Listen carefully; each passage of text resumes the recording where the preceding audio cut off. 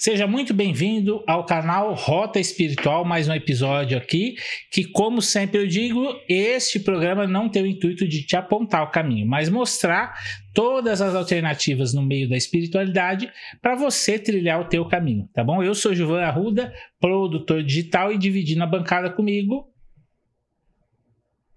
Oi, gente, a Van. Bom, olha que legal o assunto hoje. Hoje estamos com o pastor Rodrigo Medina. Totalmente diferente, é a primeira vez que vem um pastor.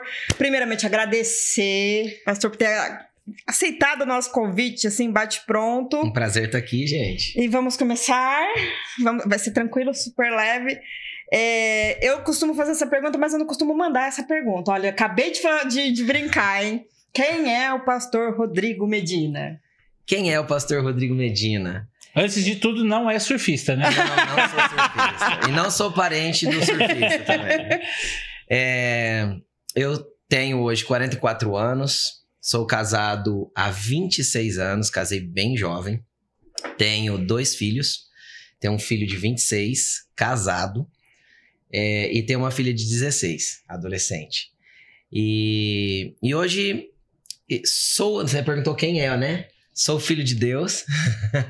Este é quem eu sou. Acho que a nossa identidade está no nosso Pai Celestial. Vem dele, já falando de espiritualidade. E estou como pastor já há quase 12 anos de uma igreja, né? Sou pastor sênior, pastor principal da igreja, vamos dizer assim, apesar de termos outros pastores lá também.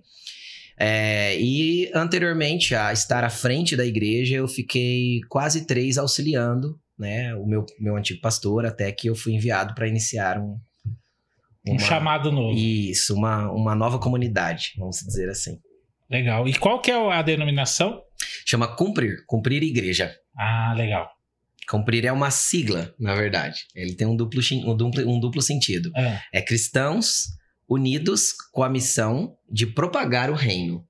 Que legal. Isso é o significado de cumprir. Maravilha. Eu ia fazer a pergunta, como você sentiu o chamado para o ministério pastoral? Então, chamado para o ministério pastoral. Eu sou cristão ou evangélico, como a sociedade chama, desde 1993. Eu era bem novinho, eu tinha 13 anos quando eu comecei a frequentar a igreja com os pais. E me converti, né? Estive andando com Jesus todo esse tempo. E eu nunca almejei. E também, de verdade, assim, eu conto isso até na igreja. Acredito que até o Zé já deve ter ouvido isso. Eu nunca almejei e eu sempre fugi disso. Eu não tinha ambição nenhuma e muito menos queria. Não era algo que eu queria. Então... eu ajudava os meus pastores, né? Eu passei por 3 igrejas num período de quase 20 anos aí, sendo cristão. E eu cooperava com os meus pastores no que eu podia. E, obviamente, a gente vai amadurecendo, tanto na fé, quanto no entendimento das coisas de Deus, quanto no entendimento daquilo que Deus tem pra gente. E chegou um momento, em 2012... que a gente começou a ouvir da parte de Deus, tanto eu quanto a minha esposa. Porque nós tínhamos a nossa empresa, eu era representante comercial, uma empresa muito bem consolidada, representava algumas marcas. Então, tipo assim, eu estava tudo, como se diz, estava tudo muito tranquilo, muito bem. Nós estávamos bem na igreja que estávamos, bem como família, bem financeiramente, tudo muito organizado. E a gente começou a ouvir isso da parte de Deus, né? Primeiro ela, depois eu, um mês depois, porque justamente eu acredito porque eu era mais resistente quanto a isso, né? E então, quando eu ouvi isso de Deus, eu relutei um pouco e eu fui conversar com ela e ela falou, olha, eu já sei disso há um pouco mais de um mês, eu tava guardando para não influenciar você em nenhuma decisão, mas se você entende que é isso, eu já entendo há algum tempo, então...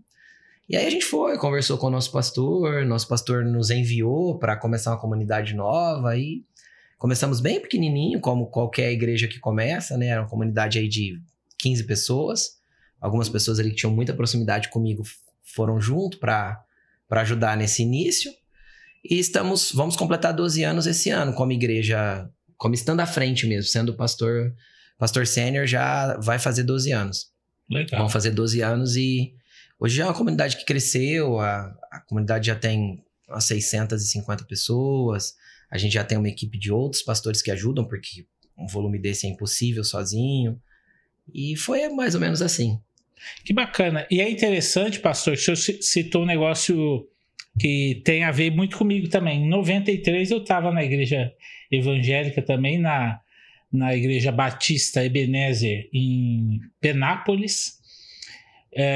Foi lá, inclusive, que eu conheci duas bandas evangélicas, tal. Uma era Voz da Verdade, a outra era com G. Não vou lembrar, enfim. Mas foi em 93. Sim. E a segunda coisa é o fato de sua esposa também sentir esse chamado, porque realmente quem não conhece o trabalho de pastor não é fácil. Então você tem que ter a família junto também, né? Porque senão é realmente bem puxado, né? Na verdade eu nem acredito num trabalho pastoral que não envolva a família. Por quê? Porque eu acredito que a igreja, a base dela é a família. Por quê? Porque se a gente recebe lá pessoas que literalmente não têm família. Vêm, às vezes, de situações que a vida colocou para elas assim, que destruiu tudo. Então, a igreja precisa ser acolhedora. E para ela ser acolhedora, a base dela tem que ser familiar. Seja a minha própria e da maioria das pessoas que estão ali. Uma base acolhedora, uma base comunitária, uma base que envolve um na vida do outro. Ela não... A gente não acredita numa igreja feita a partir de um auditório de apresentações, vamos dizer. Então, só os cultos. Não é assim que a gente acredita. A gente acredita nos relacionamentos, no envolvimento das pessoas umas com as outras, numa comunidade que realmente abraça, acolhe e cuida. Então, esse é o cerne, vamos dizer assim, daquilo que nós buscamos desenvolver como igreja local, como igreja cumprir. Maravilha. Maiores desafios que enfrentou no início do ministério? Eu acho que é a inexperiência. Eu tinha 33, hoje tenho 44, vou completar 45, faz quase 12 anos. Eu acho que a inexperiência, por mais que eu sempre fui da igreja, eu acredito que ninguém que frequenta uma igreja consegue ter a perspectiva de como é a vida de um pastor e de quais os desafios que ele tem que lidar, né? Então, eu acho que é a inexperiência de como fazer certas coisas que hoje, né, eu já faço com muita facilidade, de como gerir todas as coisas que precisam ser geridas. Porque quando a gente olha para uma igreja, pelo menos a cabeça da maioria das pessoas, né, eu acredito que seja assim, porque já ouvi isso de muita gente. Você vai lá abrir ela às 7 horas da noite, às 8 ou 15 para as 8 começa o culto, 10 horas você fecha e acabou. Você vai para casa, né? Que bom seria se fosse só isso, né? Quem dera fosse assim, né? Então, falando de uma igreja do tamanho da nossa ali, né? É o que eu posso falar. Maior que isso eu não conheço, nunca estive no papel que eu estou numa igreja maior. Então, posso falar da igreja da qual eu lidero, né? A gente tem 6 funcionários diretos, a gente tem mais 3 prestadores de serviço diretos também constantes, fora os aleatórios lá que vão cuidar de coisas às vezes de estrutura e etc. A gente tem em torno de 250 voluntários servindo, né? E aí, para liderar esses voluntários, a gente tem mais ou menos uns 80 líderes. Então acaba sendo um desafio gigantesco e que para aprender a lidar com isso demora um pouco, porque você precisa ir criando expertise de como lidar. São pessoas diferentes, cada um enxerga a igreja pela sua perspectiva. Quando a gente vê os departamentos ali divididos, né? Todo mundo tem as suas necessidades em cada um dos departamentos. E fora o administrativo, né? É como uma empresa. Ela tem contador, ela tem contabilidade, ela tem financeiro, ela tem que ter a secretaria, ela tem que ter a parte... Hoje tem que ter a parte de mídia, né? Então, ela tem que ter Instagram, ela tem que ter Facebook, ela tem que ter transmissão ao vivo. E assim sucessivamente. Ela tem uma estrutura grande que você precisa fazer um trabalho de gestão mesmo, senão fica difícil de conduzir. Então, todos esses desafios eu era muito, muito inexperiente. O que eu conhecia da igreja? Eu conhecia a estrutura do culto, eu era um pastor auxiliar ali com o meu pastor, mas eu ajudava naquilo que me era pedido. Você pode fazer isso para mim? Ou você assume essa área aqui? Então, isso é uma coisa. Outra coisa é você conseguir enxergar a igreja no todo, né? No todo, como uma perspectiva macro. Então, foi o grande desafio. Então, acredito que os livros que eu mais li nos últimos 10 anos foram sobre liderança, sobre igreja, sobre pessoas, sobre diferentes temperamentos, forma de lidar com cada uma delas e assim sucessivamente, para desenvolver essa expertise, essa habilidade de lidar com o coletivo. O que é o mais desafiador, lidar com o coletivo. Eu acredito que de fato, isso que o senhor falou é fantástico. Olhar o coletivo, porque você tem uma missão de Deus ali, você tem uma missão administrativa, sim, você tem uma missão de gestão de pessoas. Exatamente. Então, de fato, você tem que ter uma combinação de habilidades para tocar uma igreja que é realmente desafiador, né? É diferente. É diferente de tudo, eu acredito. E é diferente de tudo, exatamente por envolver o espiritual, né? Então, a gente tem que vigiar muito para não ser engolido o tempo, né? Porque, né, principalmente hoje, né? O WhatsApp não para, o Instagram não para, as pessoas chamam, os compromissos vêm. Só que eu preciso zelar por algo que é a espiritualidade. Então, eu estive... Sábado agora a gente teve um encontro só com a nossa liderança. E inclusive foi uma das coisas que eu falei. Nós precisamos zelar para não ser líderes desviados. Ou seja, estar fazendo tudo no automático e perdeu a sua conexão com Deus, porque já não tem tempo mais para Deus, porque está envolvido em fazer aquilo que eu chamo de obra de Deus. Então, a obra de Deus é importante, mas eu não posso perder a conexão com quem me chamou. Exato. Antes de tudo isso. E isso é um cabo de guerra mesmo, porque os compromissos vão te puxando, te exigindo, e aumenta a demanda, e aumenta os compromissos, e assim sucessivamente. A época que eu fui líder religioso também nesse segmento, no meu caso foi dentro da renovação carismática no catolicismo. Sim. Existia um desafio muito grande de você ter um tempo para você orar, um tempo para você fazer um retiro espiritual, para você se dedicar à sua reforma íntima, para você poder entregar uma conexão com Deus real. E eu usava muita analogia de: eu sou um garçom, minha bandeja não pode estar vazia, porque senão o que eu vou servir? Né? Exatamente isso. Então, eu, por exemplo, eu prego 2 cultos por domingo, manhã e noite. É a mesma mensagem. Só que o que eu busco fazer? Não são todos os domingos que eu prego, né? Graças a Deus hoje minha esposa prega, meu filho prega, eu tenho mais umas 2 ou 3 pessoas na igreja, alguns são pastores que pregam também, então aleatoriamente eu peço para eles pregarem, então não é todo domingo. Normalmente no mês, tem mês que eu prego 2 ou 3, e tem mês que eu prego, ano mês passado mesmo eu preguei um só. E aí foi a minha esposa, foi o meu filho, eles compartilharam algumas coisas comigo, eu falei, compartilhem isso com a igreja, porque é algo que eles estavam nesse momento entendendo ali que precisavam compartilhar, e compartilharam. Mas normalmente é uns 2 a 3 domingos todos os meses. Então, é um zelo que eu busco ter. Por quê? Porque a teologia, que eu sou teólogo, a prática, às vezes me empurra para fazer no automático. Se você me der um texto bíblico, eu vou fazer a exegese, que é o que a teologia ensina. Só que eu não quero pregar por exegese, que é o conhecimento humano. Eu quero pregar mediante um entendimento espiritual daquilo que eu tive do texto bíblico e que já falou ao meu coração. Entende? Que já ministrou minha vida, que já me sustentou, já é uma bandeja que já me serviu. Então, agora eu reparto essa bandeja com a comunidade, entende? Agora eu reparto esse alimento com a comunidade. Então, eu zelo muito por isso, para não fazer dar play e fazendo automático, porque é outra coisa que nós somos, entre aspas, tentado a fazer como pastor ali.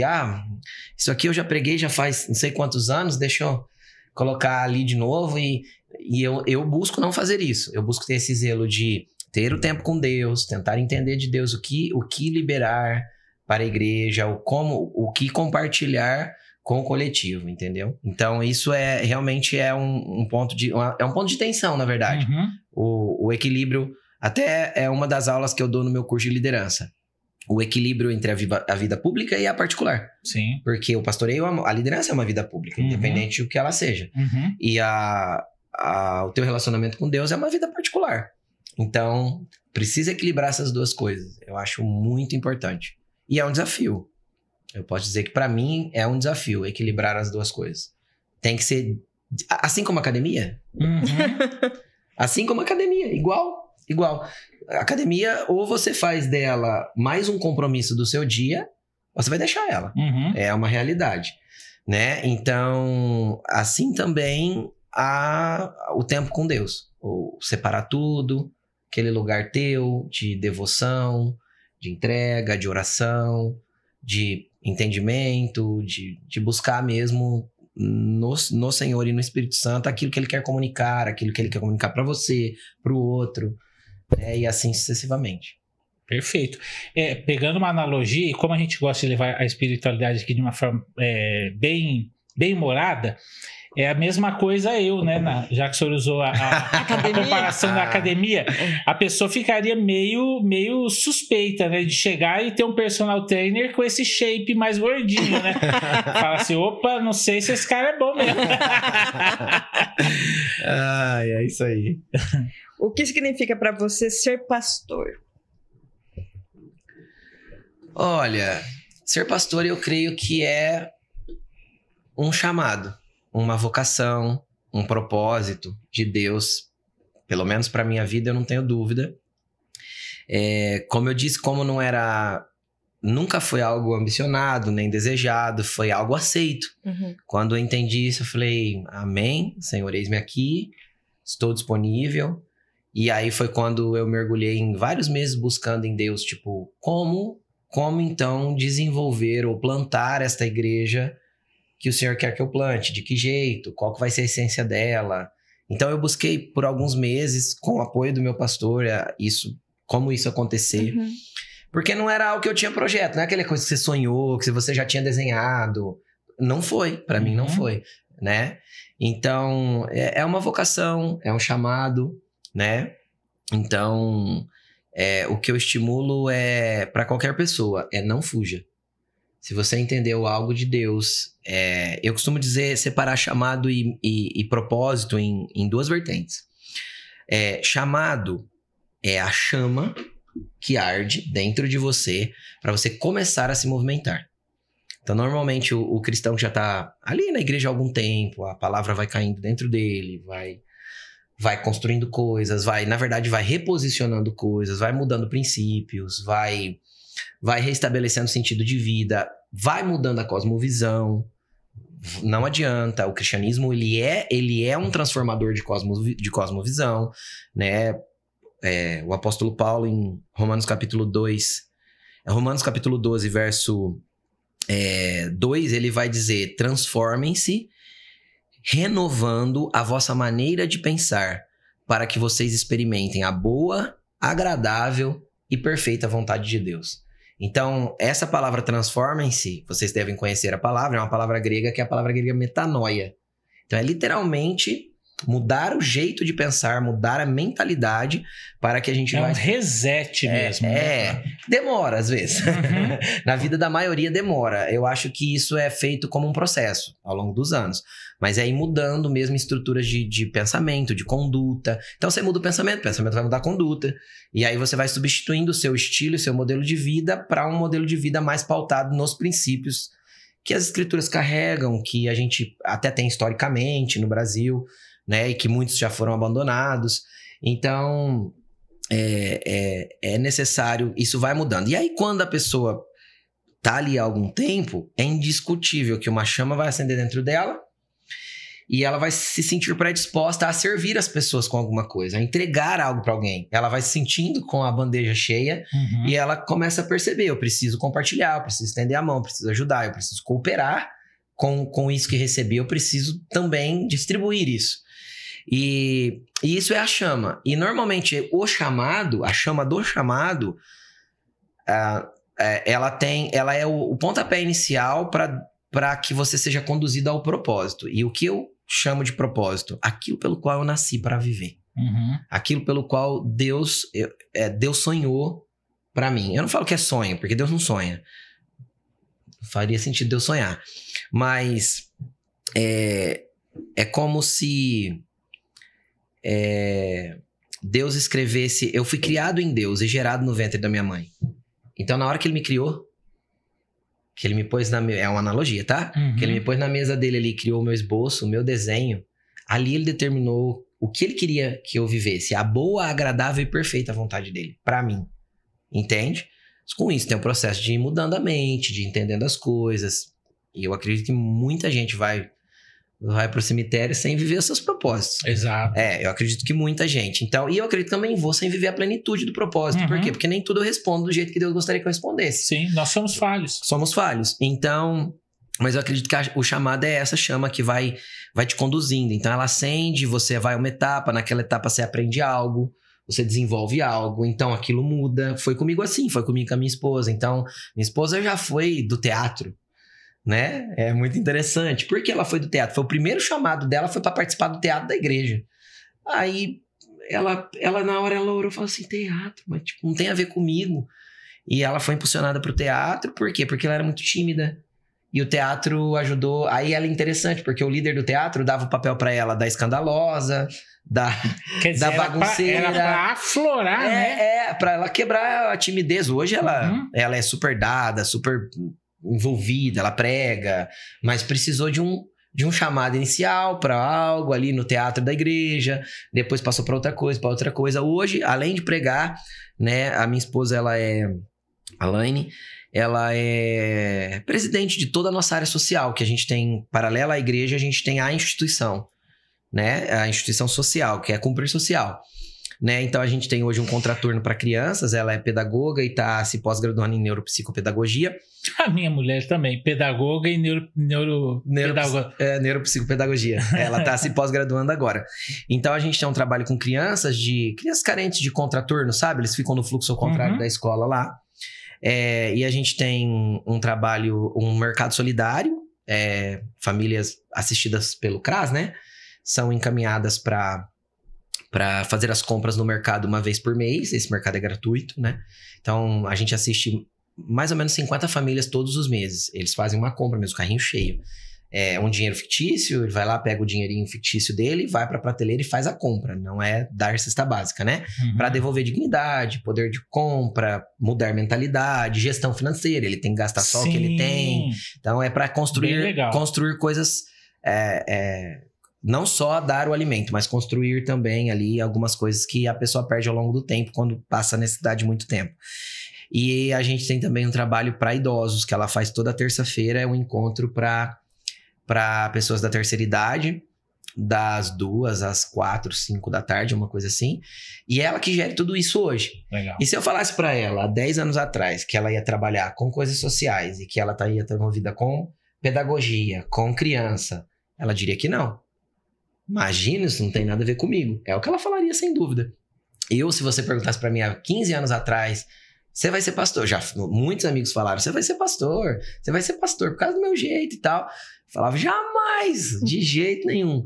Então, mas aí uma chama começa a arder, e uma vez que essa chama arde, ela vai te apontando para lugares, esses lugares te treinam, te habilitam, te forjam, né? Sem certas forjas também a gente não chega em certos lugares. E as forjas a vida proporciona, as pessoas proporcionam, não tem como, né? Forja todo mundo tem ali aquele momento de pressão, dificuldade, às vezes de dor, que é onde você vai aprender a crer mais, depender mais, amar mais, né? Ser menos orgulhoso, porque orgulho todo ser humano tem, é enraizado em nós. Então, ser menos orgulhoso, ser mais humilde, mais vulnerável às pessoas. E aí são essas forjas que vão moldando a gente para ir chegando nos lugares que Deus queria colocar a gente. Eu creio que é mais ou menos isso. Não sei se está respondido, mas Tá muito. mais ou menos Tá isso. maravilhosamente respondido. E pastor, na sua fala dessa metanoia, dessa transformação, eu me lembro muito, assim, a analogia que eu mais gosto é a história do Pedro, né? Pedro, pescador, Jesus chama ele para ser pescador de homens, mas é uma transformação que vai acontecendo com o tempo. E aí eu falo que existem várias passagens do Evangelho que são muito engraçadas, porque você mostra o Pedro, naquele momento de transformação entre o homem velho e o homem novo, acontecendo a todo momento, né? Do tipo, Pedro, senta aqui, deixa eu lavar seus pés. Senhor, tu nunca me lavarás os pés. Aí Jesus vira para ele e fala assim, olha, Pedro, se eu não te lavar os pés, você não terá parte comigo no reino dos céus. Ele fala assim, então lava o corpo inteiro. Tá escrito isso lá. Tá. Aí tá caminhando, aí bate na cabeça do Pedro. Ô Jesus, quem é maior entre os apóstolos? Aquele que serve. E aí ele vai, a ponto de que no momento em que ele nega Jesus, é a parte mais particular que eu vejo que as pessoas às vezes não vê as entrelinhas da suavidade daquilo, que ele tá lá encapuzado, com aquele jeito da roupa, né, do Oriente Médio mesmo, do caminhante do deserto, e ele fala assim, tu não é um deles? Pedro fala, não. Aí vem uma segunda, mas você me parece com um deles. Essa é a parte que as pessoas se esquecem. O teu jeito de falar é como um deles. Então, as 3 negativas de Pedro acontecem porque ele já estava parecendo com Jesus. Então, isso é fantástico. E aí, depois que tudo acontece, Jesus é crucificado, ressuscita e acontece o Pentecostes, Pedro sai para fora e converte 3.000 pessoas. Então, é fantástico ver essa jornada do cara que ficava oscilando, depois é reconhecido como parecido com Jesus, mas ainda tá fraco e depois pregando com a força que ele fez, né? É muito interessante isso. Pedro é exemplificação. Pedro é a exemplificação do ser humano. Ele é um sanguíneo. Uhum. Tudo é espontâneo, tudo é sem pensar, né? Todas as respostas dele ali no Evangelho, a maioria delas é sem nenhum filtro para Jesus, e isso é muito lindo. Isso mostra também o nosso relacionamento com Jesus, não precisa ter filtros. Às vezes a gente... Exato, a gente fica simulando, né? A gente cria muito método, né? Muito dogma em cima do relacionamento com Jesus, e não é isso. Você vê por Pedro, né? Mateus 16 vai dizer que Jesus pergunta assim para os discípulos, quem estão dizendo que eu sou? Aí os discípulos falam algumas coisas, aí Jesus olha para eles e fala assim, e vocês, quem dizem que eu sou? Aí Pedro responde, é o primeiro a responder sempre. Ele responde, tu és o Cristo, o Filho de Deus vivo. Jesus olha para ele e fala, é isso, Pedro, não foi carne e sangue que te revelou, foi o próprio Pai. Você é pedra, sobre essa pedra eu vou edificar a igreja. Cara, fala ali de toda a identidade de Pedro, do que ele vai ser no futuro. Aponta tudo isso para ele. 5 minutos depois. 5 minutos depois, na mesma conversa, você continua lendo o texto, 3 versículos para baixo, Jesus começa a explicar para eles que era necessário, que ele teria que morrer pela remissão dos pecados da humanidade e tal. Pedro chama ele de canto e fala assim, nunca o Senhor vai morrer. O Senhor não fará isso com você mesmo. Jesus olha para ele e fala assim, para trás de mim, Satanás. Ou seja, a pessoa que 5 minutos antes na conversa estava tendo a revelação de Deus, de quem era o Cristo. De uma resposta dessa.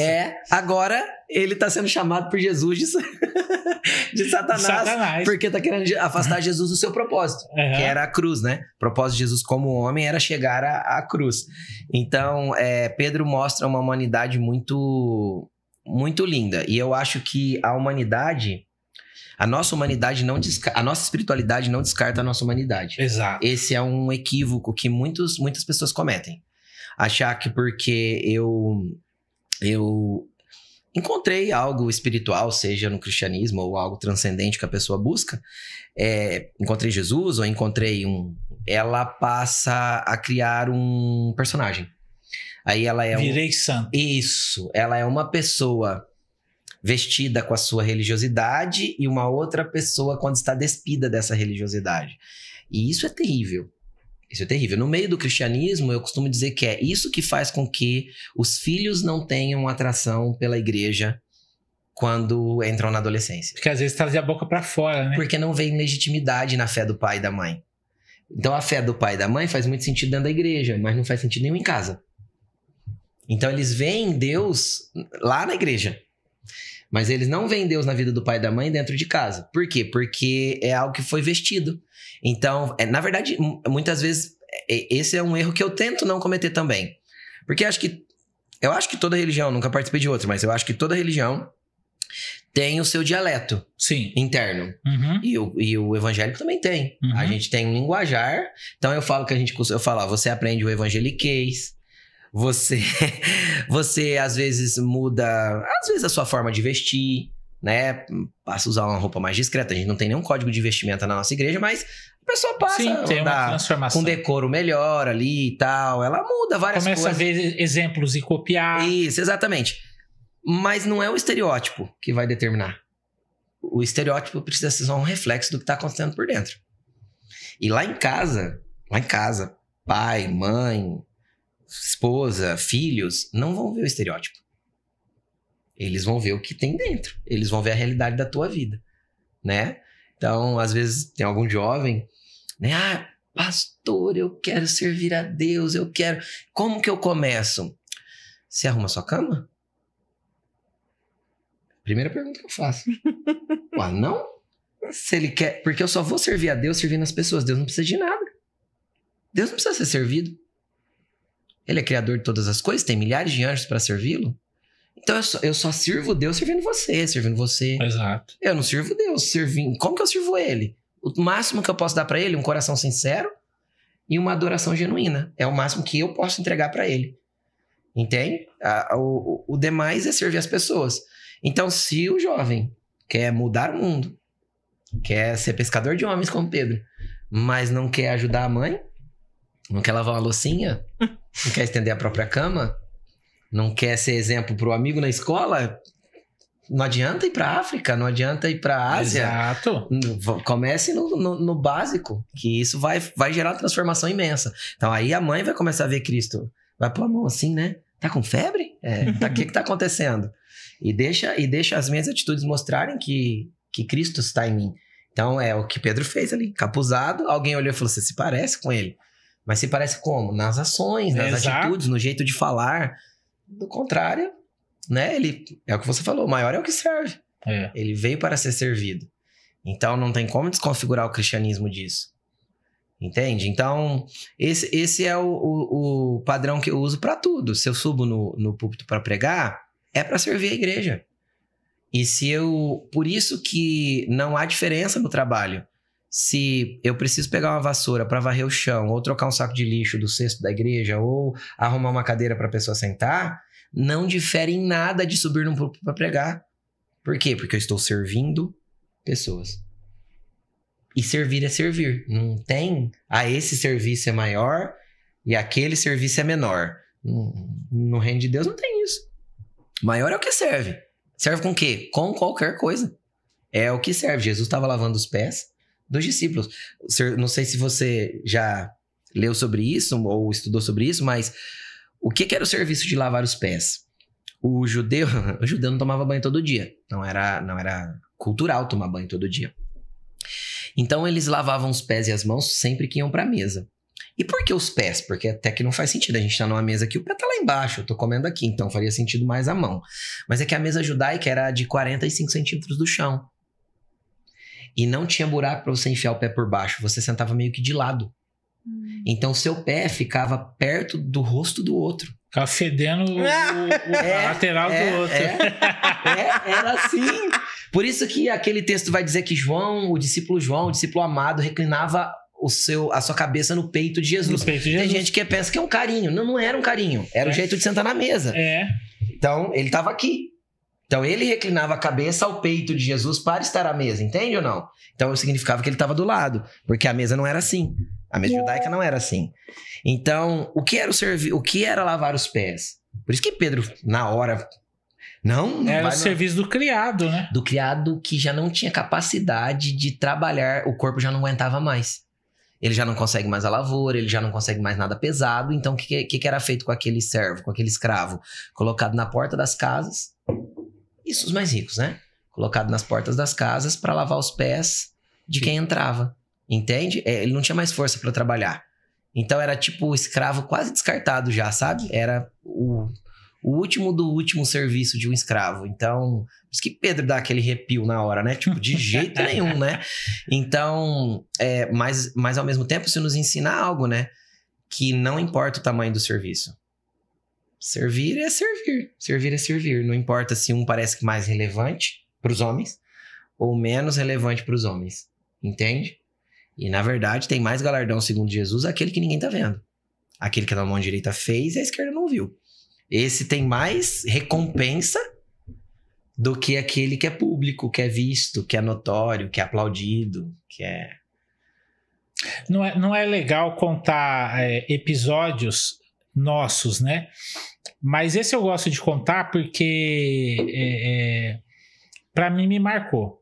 A época que eu pregava, tal, entre os eventos que nós fazíamos, tinha um de jovens chamado Betel e reunia uma quantidade razoável de jovens da região. E aí, numa dessas edições, nós fizemos um coletinho amarelo para que todo mundo que trabalhava tivesse identificado para quem está lá dentro, estou precisando de uma água, você sabe para quem pedir, sim, né? Só que o pessoal falou, algumas pessoas falaram, não, esse coletinho ficou horrível, não vai combinar com a minha roupa, é feio usar isso daí. Aí eu fui lá no fundo, catei um coletinho, eu estava conduzindo o encontro, fui lá, catei o coletinho, vesti e preguei o encontro inteiro com o coletinho, porque eu falei assim, o que me honra aqui é servir, não é estar aqui na frente ou sentadinho lá no fundo, ajudando em qualquer coisa, mas é essa a minha alegria, é estar fazendo alguma coisa. Sim. Se eu tô aqui porque naquele momento da humanidade era ali o que eu ia fazer, não importa, né? Mas é isso, é o ato de servir mesmo. Servir é muito bíblico, né? Não tem como. Jesus é a prova viva disso, né? Exato. Ele foi servo até o fim. Quem ama a Deus, mas não ama seu irmão... eu gosto muito de Filipenses 2. Fala assim, que embora ele sendo Deus...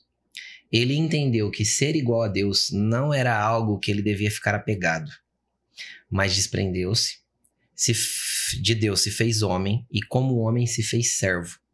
E como servo foi para a cruz, que na época era uma das piores mortes romanas que existiam. Era o pior bandido, né? Por isso o quê? Porque ele foi humilde, porque humildade, eu gosto de duas definições. Humildade é o ato de ser humilhado e não revidar, porque às vezes a gente é humilhado na vida e se a gente aprender a não revidar já é uma grande coisa. E o segundo ponto é humildade, que é o que Jesus viveu. Humildade é a capacidade de humilhar-se voluntariamente. Que esse é um passo mais profundo do que ser humilhado e não revidar. Quer dizer, ele tinha todo o poder para descer da cruz de fato. Embora sendo Deus, ele considerou que ser igual a Deus não era algo que ele deveria se apegar. E aí ele desceu. Aí fala assim, por isso Deus o exaltou ao lugar que está acima de todos os homens. Hoje ele é rei dos reis e senhor dos senhores. Então, é um caminho. Não é fácil. Porque não é fácil ser humilhado, não é fácil ser humilde. Não é fácil. Tem hora que a nossa humanidade grita, tem hora que o nosso orgulho grita.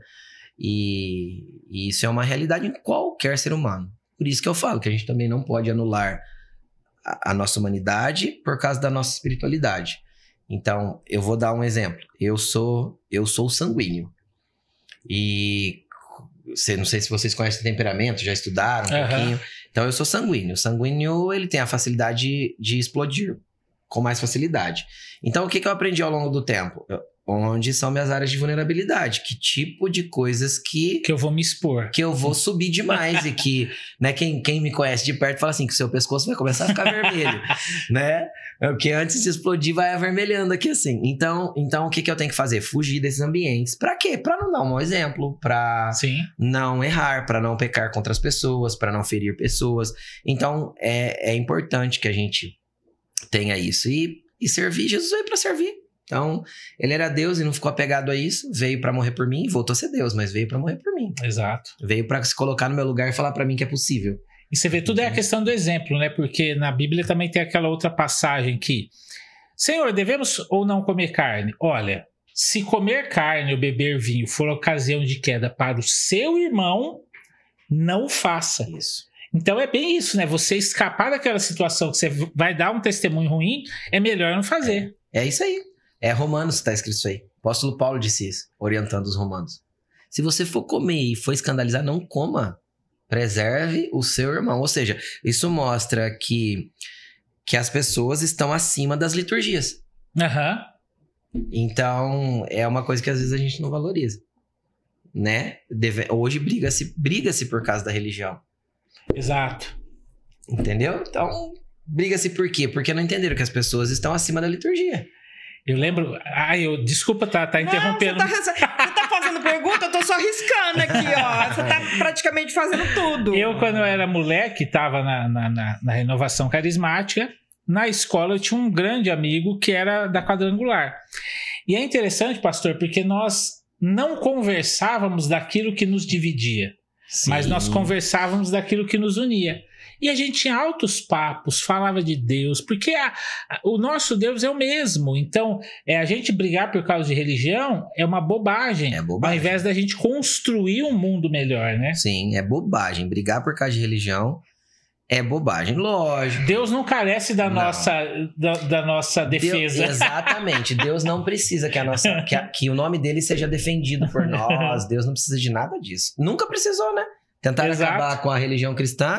Sim, séculos e séculos durante muito tempo e nunca conseguiram. Então, não tem necessidade. Não tem necessidade mesmo. Pronto? Liberado. Como você se prepara para um sermão? Olha, eu vou falar como acontece comigo, então, vamos que lá. Eu acho que não é uma preparação.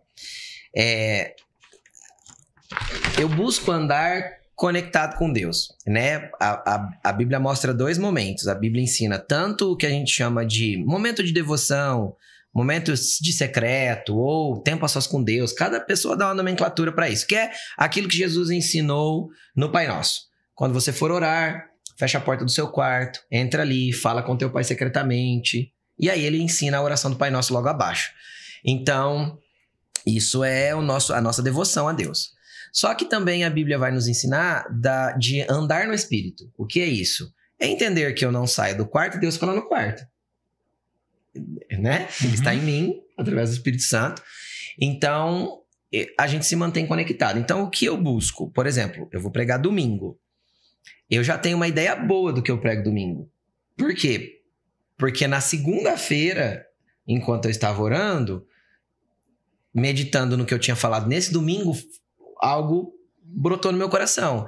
Aí o que eu faço? Eu vou meio que ruminando, sabe? Uhum. Eu pego aquilo, penso um pouco, oro, medito. Aí às vezes eu analiso 1 ou 2 textos a respeito daquilo que veio no meu coração. Porque eu falo como acontece, porque você conversar com outros pregadores vai acontecer diferente às vezes. Então, às vezes na hora que vem um entendimento do que falar, na hora vem o texto no meu coração. Faz tipo o download do texto bíblico, assim, que conecta com aquilo que Deus quer comunicar. E aí eu vou organizando isso. Agora, organizar o esboço mesmo, meus esboços não são grandes. Eu não gosto de esboço grande, eu coloco os tópicos. Eu também gosto de tópicos. É um esboço curto, com tópicos. Às vezes alguma frase ou outra que eu entendo que eu preciso falar, mas no geral é só tópicos. E aí, esse esboço eu vou fazer ou no sábado, o culto começa às 9h30 no domingo, da manhã. Ou, a maioria das vezes, eu acordo bem cedinho no domingo, vou fazer o meu momento de oração e no domingo de manhã é que eu monto esse esboço. Entende? Que normalmente já tá vivo no meu coração ali, entendeu? Então é mais ou menos assim que acontece comigo. Eu tenho alguns pastores amigos que dizem o seguinte, que é um linguajar interno de pastores, né? Vou preparar a palavra. É mais ou menos isso que se diz quando você vai estar ali preparando o seu sermão. Eu tenho um pastor amigo meu que diz, que a palavra não precisa ser preparada. Quem precisa ser preparado é o pregador. Então, se o pregador estiver pronto, Bem colocado. a palavra vem do céu pronta. Então, se eu estou pronto para recebê-la, então a palavra vem do céu pronta. Então, comigo é mais ou menos assim que funciona. Então tem uma coisa Só que já aconteceu coisas diferentes, tá? Fala. Já aconteceu de eu orar a semana inteira. E no domingo eu já tá pedindo misericórdia para Deus. E eu não ter nada, não saber a mínima ideia do que eu ia compartilhar. Isso não aconteceu uma só vez, não. E aí?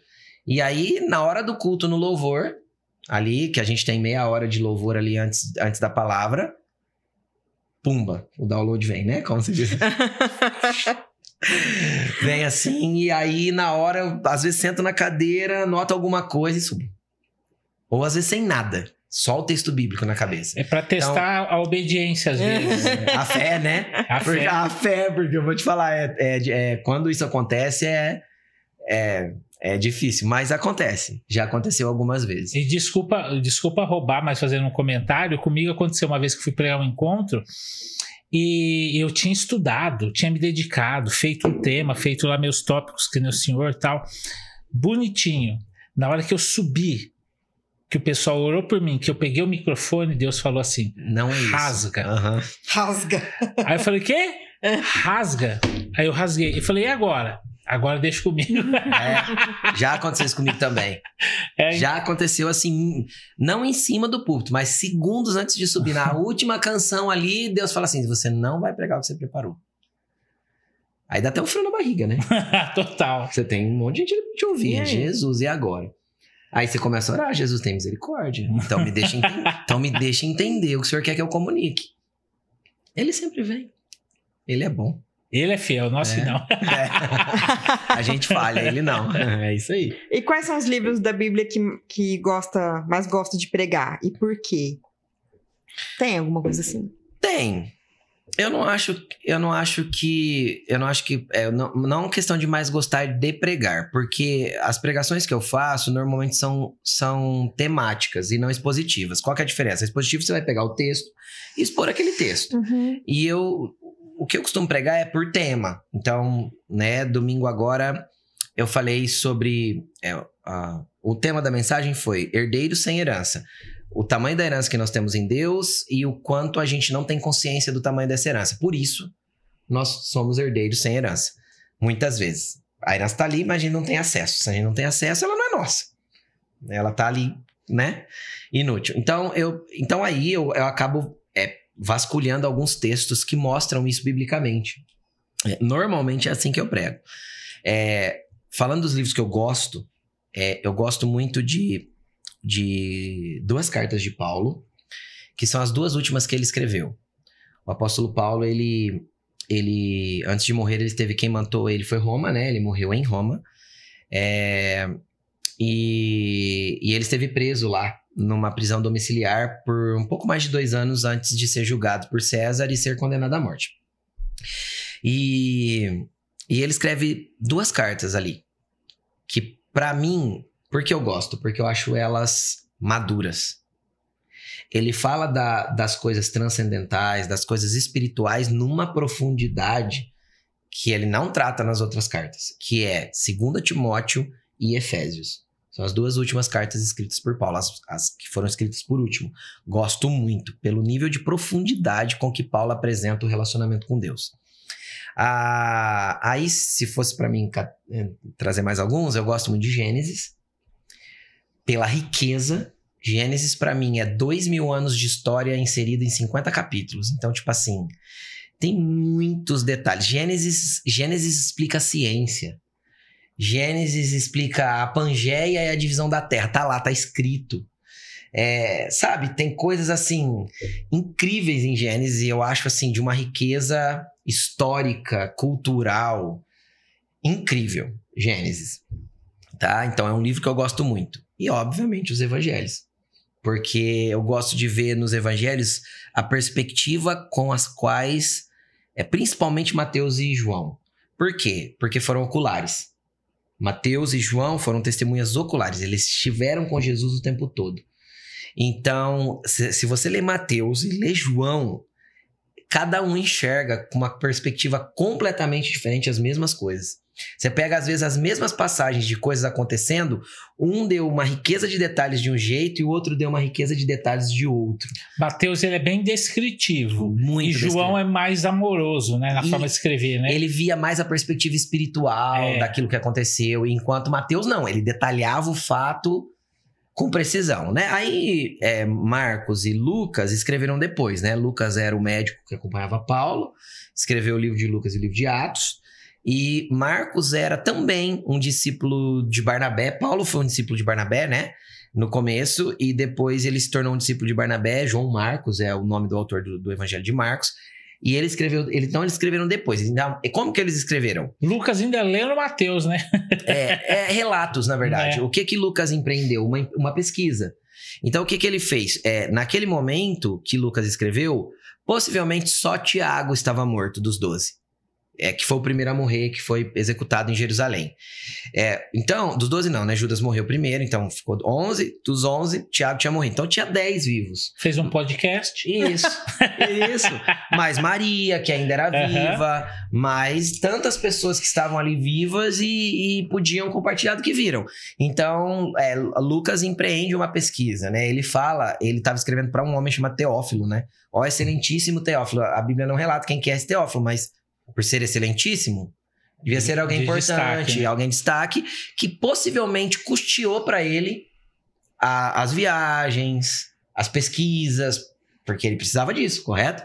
Então, possivelmente esse Teófilo pediu para ele. Então, ele escreveu o Evangelho de Lucas e depois o livro de Atos dos Apóstolos. Foi Lucas que escreveu metade do livro de Atos mediante testemunho ocular, já porque ele andava com Paulo. A outra metade, acho que até o capítulo 15 foi sobre relatos. A partir do 15, como ocular.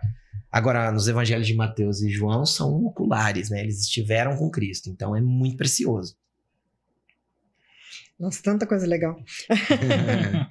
Como você lida com a questão do dízimo e das ofertas na igreja? Olha, primeira coisa que a gente tem que entender. Dízimo e oferta é bíblico. É a primeira coisa que a gente tem que entender. Por que pede? Pede porque é bíblico, ponto número 1.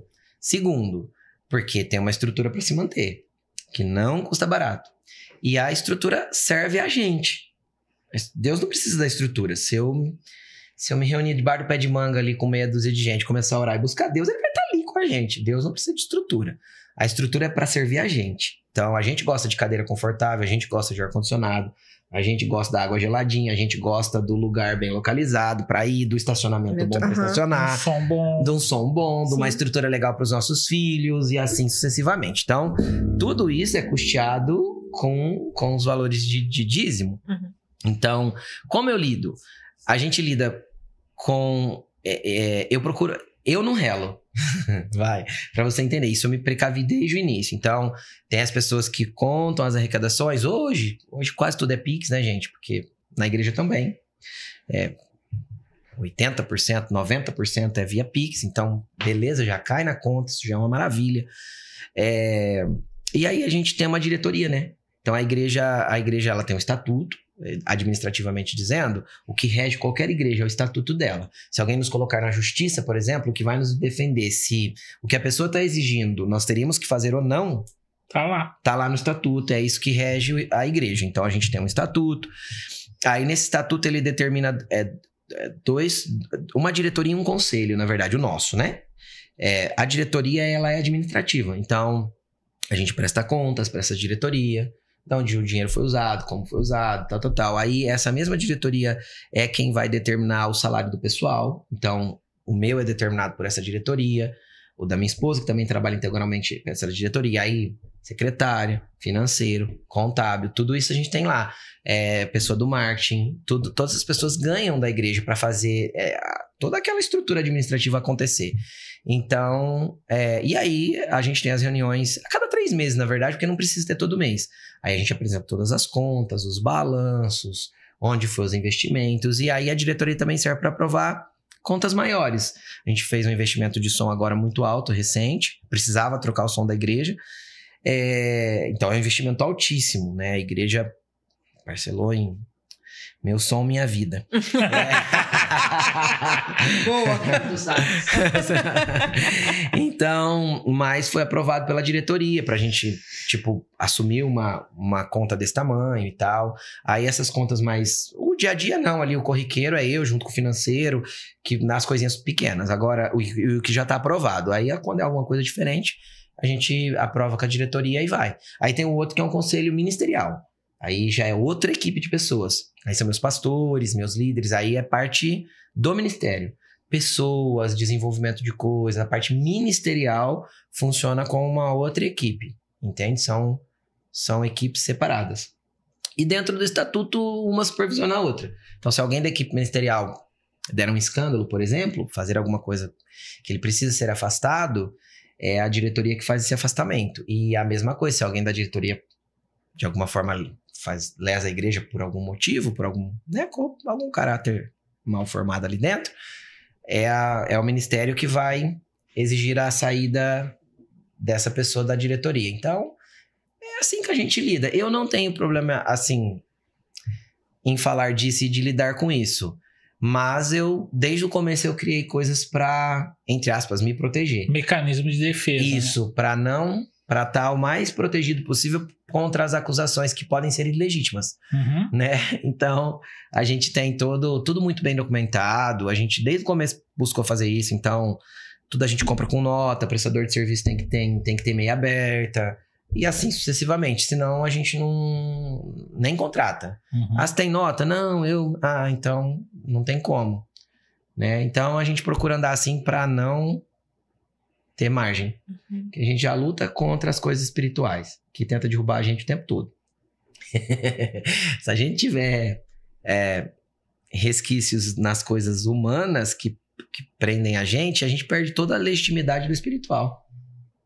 Perde a legitimidade, literalmente. Então, é isso. Pastor, eu confesso que eu não vejo problema nenhum na questão material, porque a gente vive no mundo material. Sim. Então, primeira coisa, o senhor falou muito bem, e é fato, ele é bíblico. E segundo que não é porque algumas pessoas que a gente ouve aí na mídia agiram errado Usurpam, né? Usam de forma errada. Que você vai condenar o meio evangélico como um todo. Eu acho que não, é totalmente necessário a gente ter o material para manter a obra funcionando. Senão, né? não funciona. Senão, não funciona. Não funciona. Então, aqueles que errarem eventualmente na gestão disso, vão tratar com Deus lá. Mas eu acho que é importante essa gestão, é importante. E essa organização que o senhor criou aí é bacana, de fato, para resguardar. Para resguardar. Para não cair nas costas de um só, né? Exatamente. Eu não assumo essa responsabilidade sozinho de jeito nenhum. Lógico que se a igreja, por acaso, por exemplo, acontecer dela entrar numa dívida, eu sou o presidente. Então, legalmente, quem responde? O meu CPF. Não tem jeito. Isso aí é lei brasileira. Em último caso, vai pro seu CPF. É o meu CPF que vai responder por isso. Mas a gente já procura andar de um jeito para que isso nunca venha a acontecer. Entende? Mas é importante essa proteção. E assim, é o que você disse, a corrupção existe em todos os lugares. E no meio evangélico existe, e em qualquer religião, infelizmente, existe. Por quê? Porque isso tá no caráter do homem. Tá no ser humano. Tá no ser humano. Então, a corrupção existe. Então, eu procurei me proteger bastante. Até porque, como eu disse, como eu tinha empresa...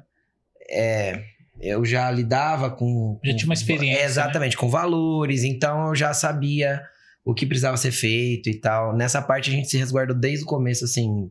Desde pequenininha a igreja mesmo. Quando era nem o que arrecadava nem pagava as contas. No começo é assim. Então, a gente se resguardou bastante. Eu trabalhei, né? Ainda praticamente 3 anos. Eu mantive a minha empresa. A gente parou porque entendeu em Deus mesmo, porque a gente não queria parar, não. Né? Porque a empresa era muito, muito rentável, era uma empresa muito bem consolidada. Mas quando a gente parou a empresa foi por um entendimento de Deus também, e já estava ficando muito difícil para mim. Já não estava conseguindo, quase 3 anos com a igreja, já não estava conseguindo quase conciliar as duas coisas, estava ficando complexo. Foi a partir daí que eu passei a ter um salário da igreja, vamos dizer assim. Foi a partir do momento que eu parei a minha empresa. que eu não tinha, então, uma outra renda, e aí a igreja passou a me dar uma renda. Aproveitando esse gancho que nós estamos falando da parte administrativa, existem vários formatos de igrejas, né?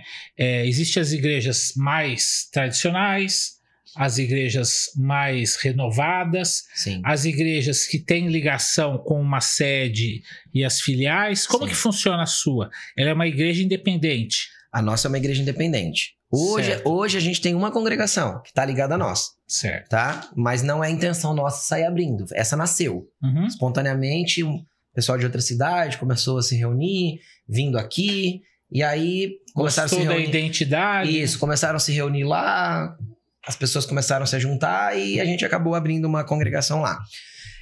A nossa igreja é independente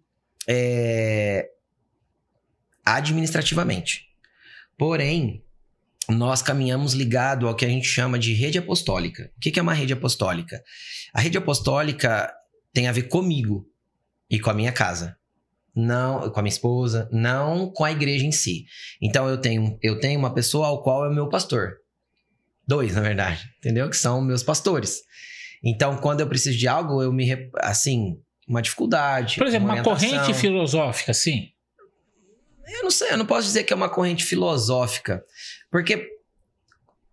Como é que eu vou explicar? Deixa eu tentar ser mais claro possível. Meu pastor tem a igreja dele, Certo. tá?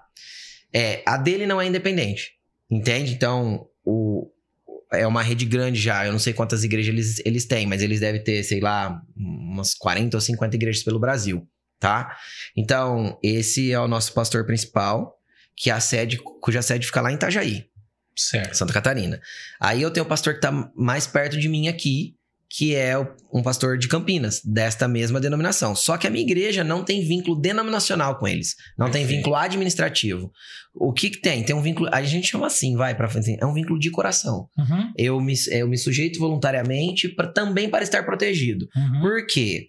Porque é uma coisa que tem pessoa que também cria um dogma em cima disso, que eu não sei porquê, mas a casa do pastor também tem problema. O pastor também tem um casamento, Sim, o pastor tem esposa. O psicólogo tem alguém para ele fazer terapia. Pronto. Exatamente isso. Uhum. Então, eu tenho meu pastor. Quando eu preciso, eu busco conselho, eu ligo, eu faço uma chamada de vídeo. A gente, pelo menos umas 6 vezes no ano, 6, 7 vezes no ano, a gente tem... eu vou para encontros lá em Campinas, pra gente ter um tempo. Aí sou eu, mais um grupo de pastores que caminham com ele também. Uhum. Então, aí a gente ali tem amizade, troca ideias, se ajuda, se apoia, entende?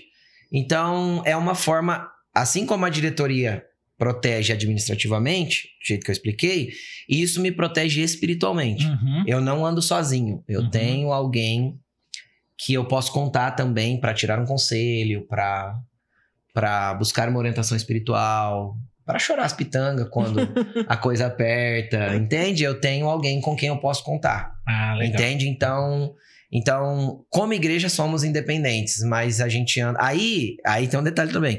Eu também faço um encontro desse mensal aqui para outros pastores.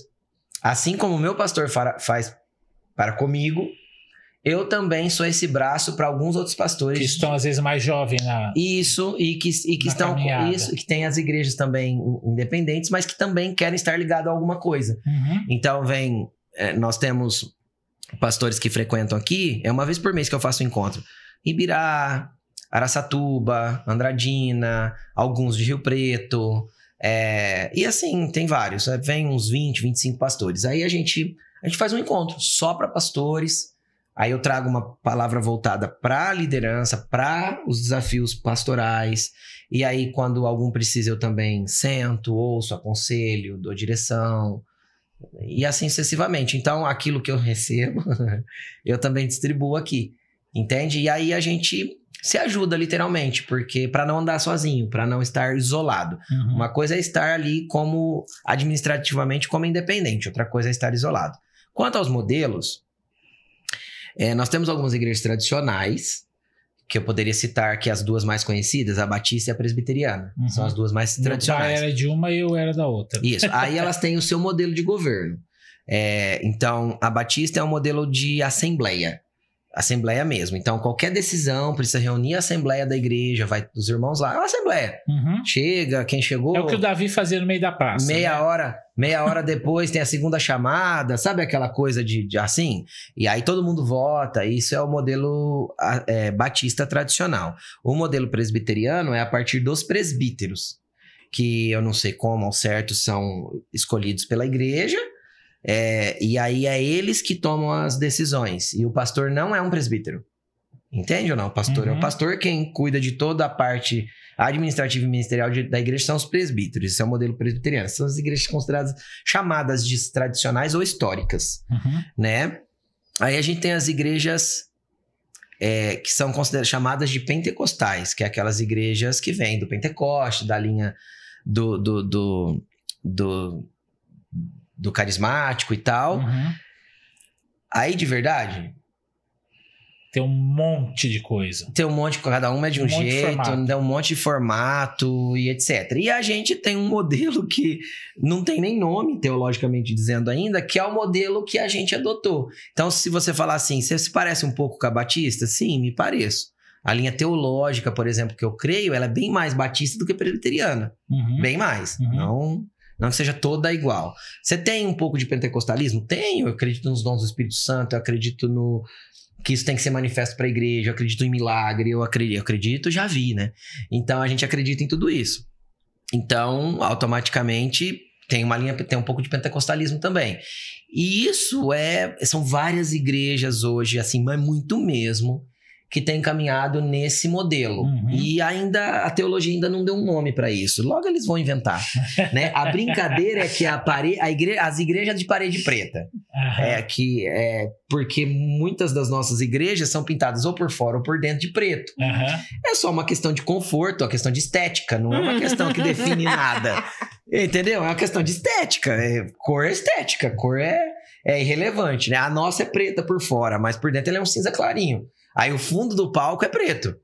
Pra fazer sentido que a gente põe de multimídia lá, senão também não faz sentido. É uma questão mais estética, né? Estética. Mas ficou apelidado como as igrejas da parede preta, né? No meio nosso, no meio evangélico. Já né? gostei, porque preto é elegância. A gente... Não, é aqui, ó. Só porque vocês estão de preto, eu tô de branquinho. Pretinho básico, né? Então, agora que eu vi. Igreja, então é o que o pessoal brinca, né? Então, a nossa em específica, a minha teologia, vamos dizer assim, é bem enraizado naquilo que os batistas creem. Com a diferença, se fosse um batista avivado, um batista com a manifestação do Espírito Santo. Que era a Ebenezer que eu participava, era um batista avivado. Isso. Mas aí o sistema de governo não é o mesmo. Aí nós mudamos o sistema de governo, que aí isso é administrativo, então não é um modelo de assembleia. Legal. Entendeu? É mais ou menos isso. Perfeito.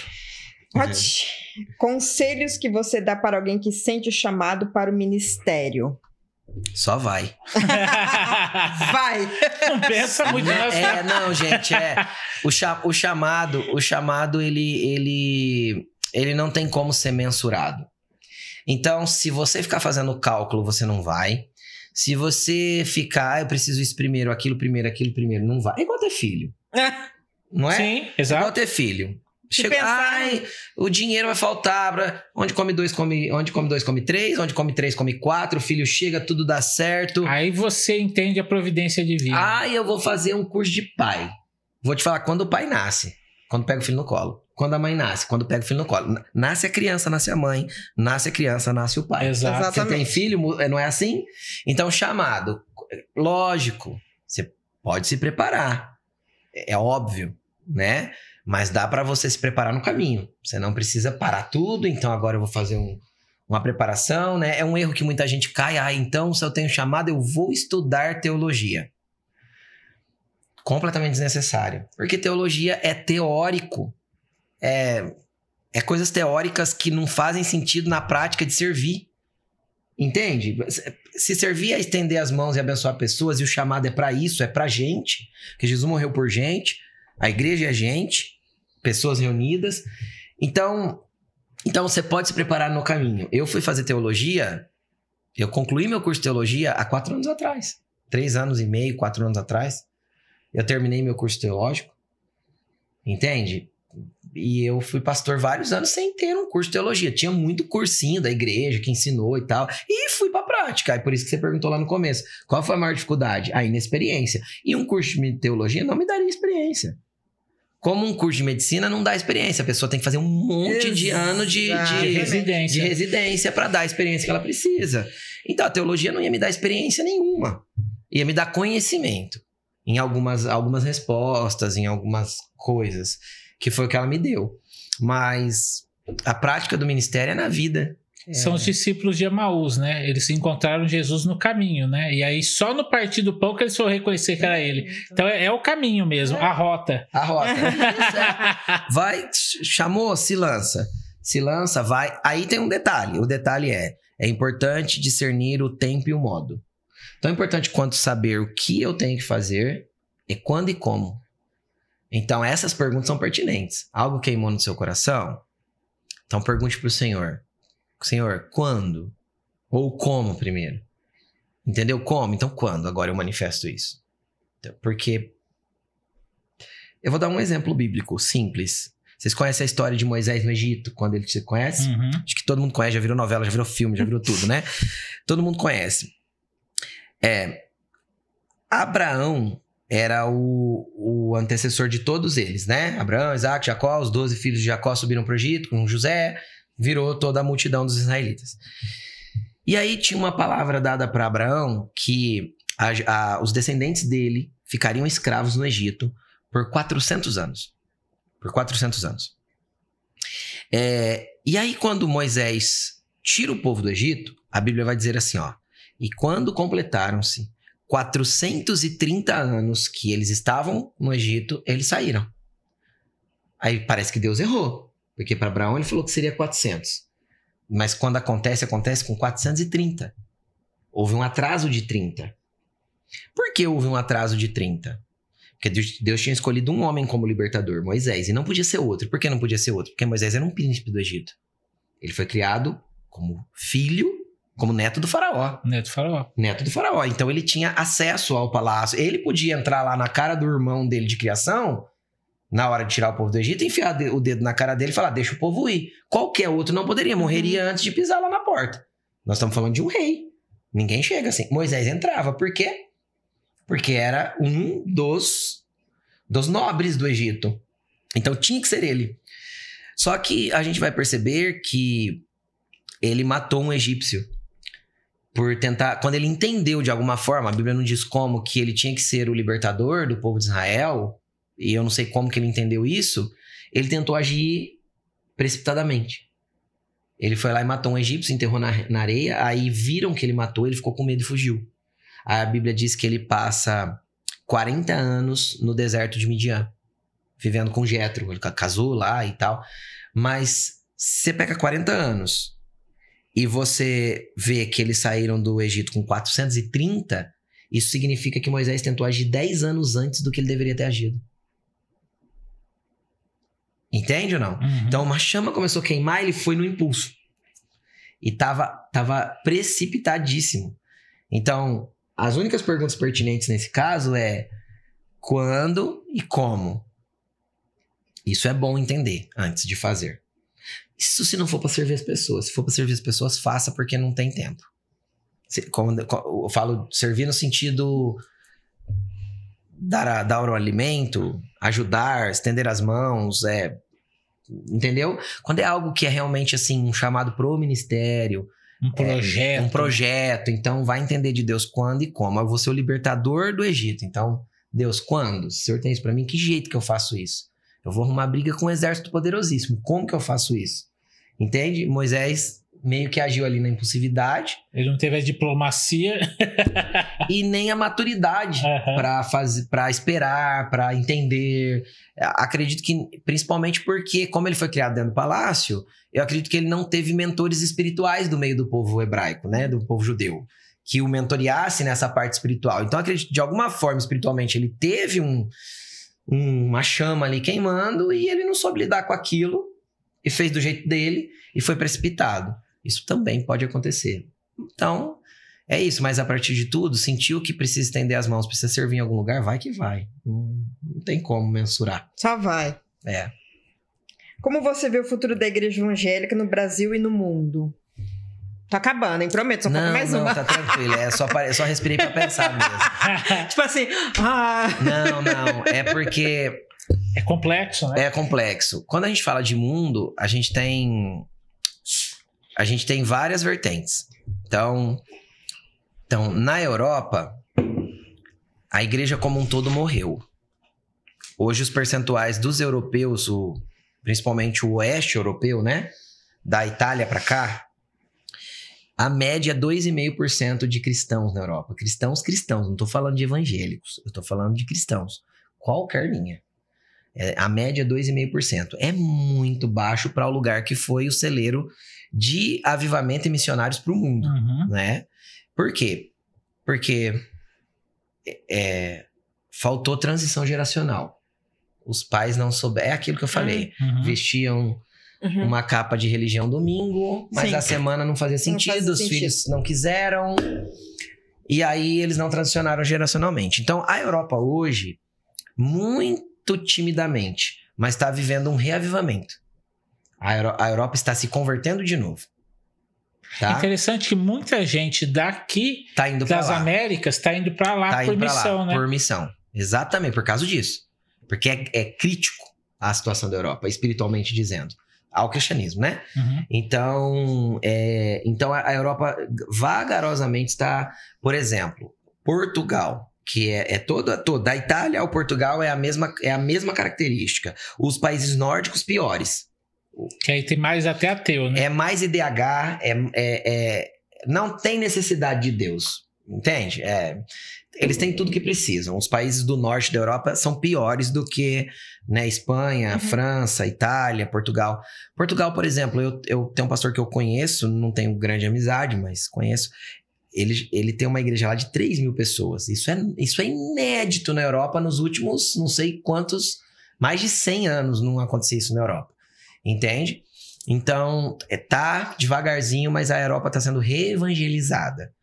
Tá? Já se a gente pega outros países, todo mundo asiático, já é um contexto completamente diferente. Eu tive a oportunidade, o ano passado, de estar... eu tive a oportunidade de estar na Tailândia. E eu passei na ida, eu fiz um stopover em Doha, no Catar. Então, eu conheci tanto uma realidade ali do mundo árabe, como a realidade dos asiáticos, porque a Tailândia está no meio da Ásia ali, divisa com China no norte, e Índia do lado de cá e tal. Lá é um contexto totalmente diferente. O cristianismo lá é quase nulo. Não pode ter templos, é só nas casas, ou alguns países um pouquinho mais livre no auditório de hotel. Então, assim, são... Porque está envolvido também o governo do país com as religiões, sim, né, sim, shintoístas, hinduístas e tal. Quando pega... Por exemplo, Tailândia é budismo. E é a religião oficial. Então, e por isso não pode ter templos de cristianismo. Entende? Então, pode ser cristão? Pode. Mas você tem que se reunir nas casas ou, no máximo, num auditório de hotel e tal. Aí você vai pra Índia, já é totalmente diferente. Aí você vai pra China, piora um pouco. Aí é um governo comunista que realmente proíbe a religião. Então são vários contextos. A igreja evangélica brasileira, eu falo que a gente mora no paraíso. A gente tem liberdade pra tudo aqui. Aqui é maravilhoso. O Brasil, eu acho um país incrível. O nosso problema é só política.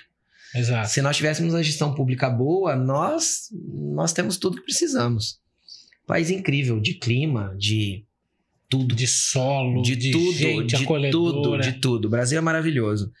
A igreja evangélica brasileira, eu não sei o que vai ser os próximos anos. Eu tenho uma perspectiva de que o Brasil tinha que estar mais atento para o mundo. A igreja. Ela é muito voltada para si ainda. Isso eu gostaria muito que mudasse. É uma igreja... Por que eu vou na igreja? Porque eu tô precisando. Entende? Por que eu vou na igreja? Porque eu vou buscar minha bênção. Por que eu vou na igreja? Porque eu tô com problema. E eu preciso de Deus. Então, normalmente, a ênfase sou eu. O eu vem antes. E o evangelho, a pregação do evangelho de Jesus é completamente ao contrário. Ele falou assim, você quer ser meu discípulo? Negue-se a si mesmo. toma a sua cruz e siga-me. Então, o primeiro é negar o eu.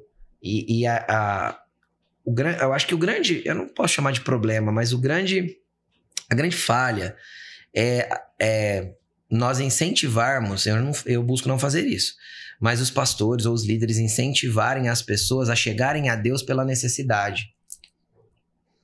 Entende? Eu não acho que isso é produtivo. Porque a hora que a minha necessidade foi, eu não preciso mais de Deus. Que a necessidade passa. O Deus da aspirina. Entende? Então, as pessoas precisariam se chegar a Deus para nutrir a sua espiritualidade, para ter uma metanoia, para reposicionar a sua vida. E outra coisa, Jesus dizia, né, de anunciar o evangelho sobre os telhados, né? Que ele estava falando já das novas mídias também. Eu concordo, nós vivemos a era dos telhados. Eu concordo 100% com você. Então, é isso, né? Os escândalos atrapalham, e a gente toda religião tem os seus escândalos, financeiros, sexuais, tudo isso tá na falta de algumas proteções, alguma debilidade de caráter e assim sucessivamente. Eu espero que a igreja continue crescendo, a propagação do evangelho é crescente no Brasil. Eu fui num encontro 1 ano e meio atrás, mais ou menos. A projeção do IBGE é que... deixa eu lembrar. Eu posso estar dando algum dado errado, tá bom? Para ninguém verificar isso no Google e depois estar errado. Então, eu posso estar dando algum dado errado, mas é mais ou menos assim. Nós temos hoje, acho que 42% ou 43% de católicos no Brasil e temos por volta de 30% de evangélicos. Por causa da tradição, porque nós tínhamos uma tradição católica e hoje 30% já tem uma tradição evangélica. Leva os filhos tomam aquilo como religião e que a tendência é igualar o catolicismo em 15 anos, se eu não me engano, 12 a 15 anos, estar igual, na faixa dos 36%, 37% iguais. Entende? Iguais. Mas isso tudo é cristianismo. Então, isso é relevante. Consegue entender o que eu tô falando? Então, seria importante se a igreja pregasse mais mudança de conduta e menos vitória. Entende? Mais transformação de vida. Porque a vitória que eu vou ter em Deus, ela tá atrelada àquilo que eu mudo. As minhas respostas para Deus é simples. Eu vou dar um exemplo simples. Quando a gente entra numa loja de brinquedo para comprar um presente para uma criança, a primeira pergunta da vendedora qual é? Idade? A idade. Porque presente ou bênção está ligada à maturidade. E maturidade cristã, maturidade espiritual não está ligada à idade. Maturidade espiritual está ligada ao quanto eu conheço Deus. Entende? Então, tem gente que está ali brigando por uma bênção, né? Brigando por uma dádiva. Na tradição católica, faz promessa, faz sacrifício. Na tradição evangélica, faz campanha. É a mesma coisa. Mudou o nome só. Para conseguir alcançar ali a bênção. Mas eu não posso, às vezes, nem receber aquela bênção. Eu não vou ter maturidade para lidar com aquilo que eu estou pedindo. Aquilo vai me tirar da presença de Deus. Se Deus vai me dar um presente que vai me tirar da presença dele, se você dá um presente para tua filha que te tira ela de casa, você vai dar? Não. Não, exatamente.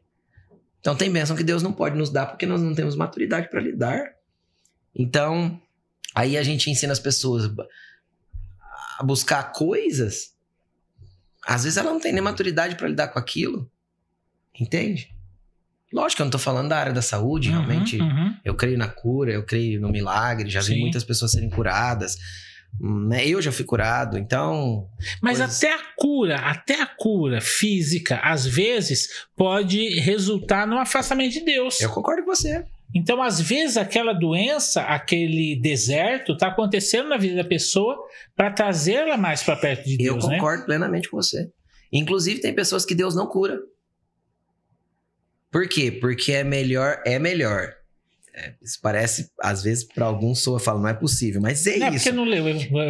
Porque não leu a Bíblia, é isso mesmo. Os 10 leprosos que eu diga, né? Só Voltou para agradecer. Então, o que acontece? Às vezes é melhor aquela pessoa morrer com o coração quebrantado, arrependido e vulnerável a Deus, do que ela ser curada e voltar a ser egoísta, orgulhosa, independente. Entende?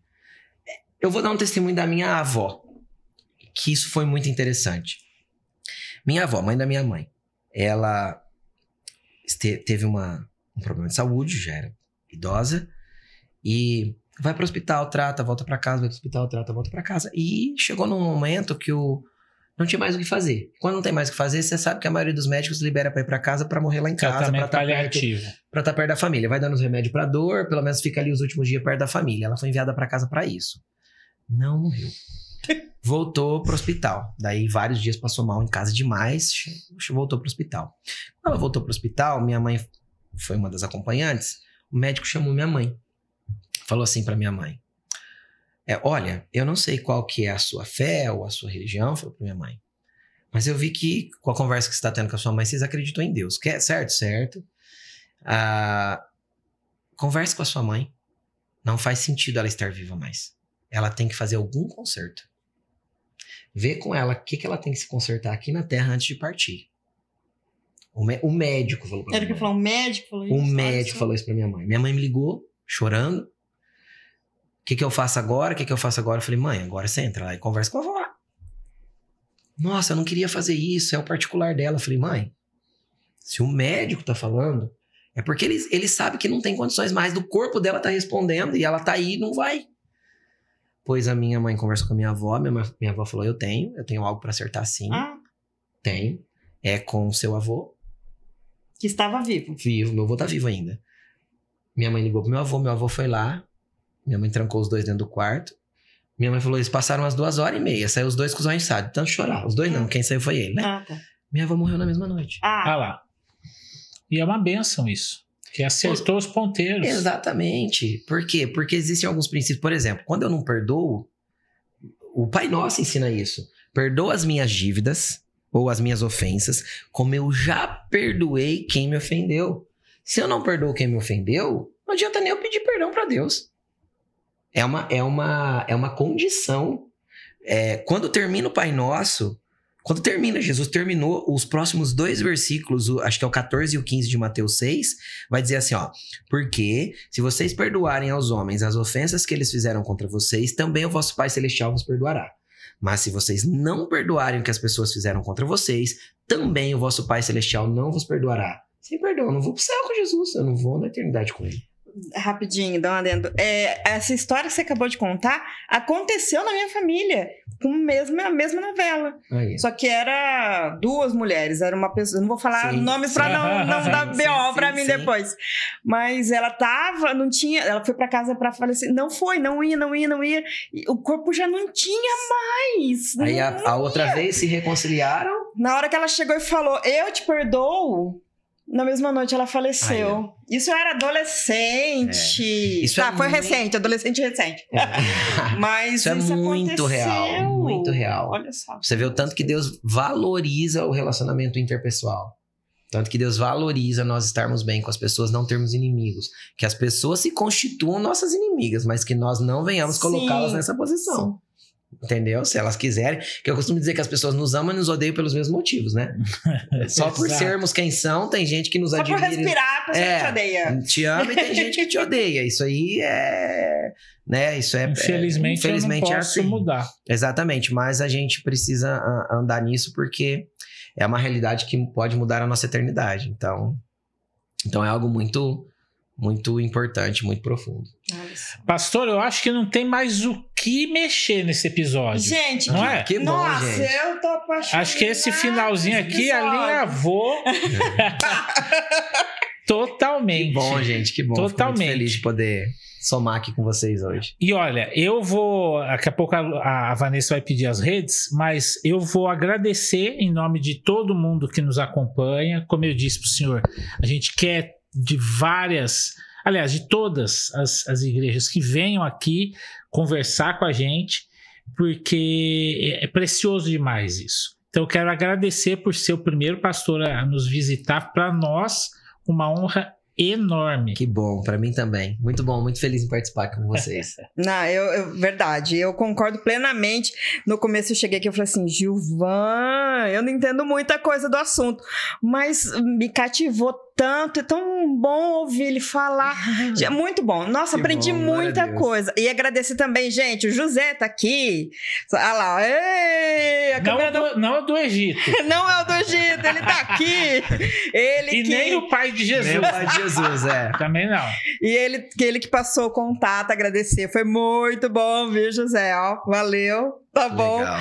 Nós estamos nas plataformas de áudio. Eu gostaria que passasse os contatos, se o pessoal quiser, o endereço da igreja, contato, rede social, tudo que quiser passar. Tá, vamos lá. A minha rede social particular é @PR, né? Abreviação de Pastor Rodrigo Medina. PR Rodrigo Medina.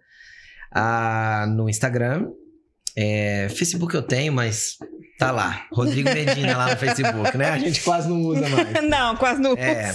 Meu Instagram é PR Rodrigo Medina. Aí eu tenho os canais da igreja, né? No YouTube nós estamos como Cumprir Oficial.